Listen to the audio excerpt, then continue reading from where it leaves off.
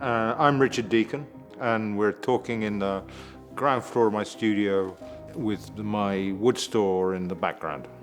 The way that I work is sometimes conditioned on availability, sometimes on lucky finds. So it acts like a,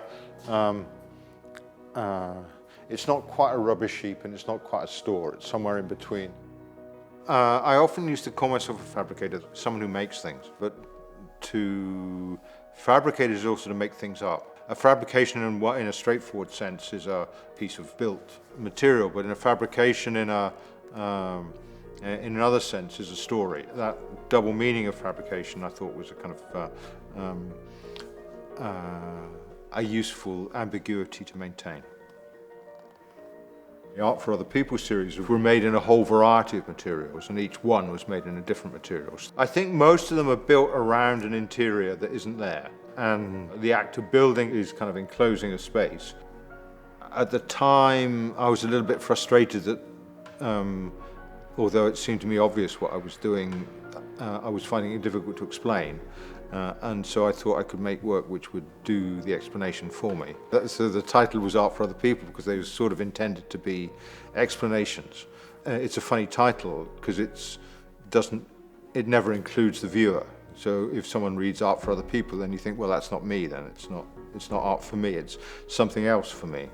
And I got to kind of quite like the fact that it was that it may have been art for other people, but for you it was something special.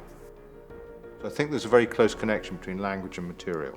Language almost shapes the world, as it were, kind of gives them their edges.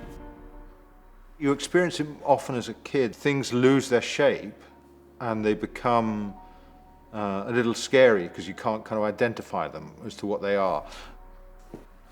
Yeah, this is the upstairs studio, which is no less empty than the one downstairs, although it's full of a different kind of stuff. I'm a naughty boy. I tend to carry little bits of plant matter and bits of stone I pick up. Over here you have mostly collections of things.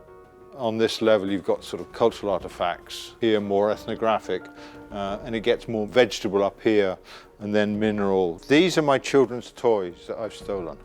Marge's hair I've always thought was a kind of great structure. I've always really been kind of interested in Marge Simpson's hair.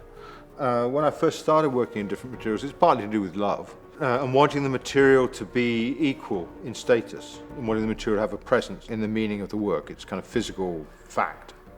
But equally I felt that the material had a role to play as well as the form, and that if I only made work in one material, then the material just becomes the medium rather than a part of the message.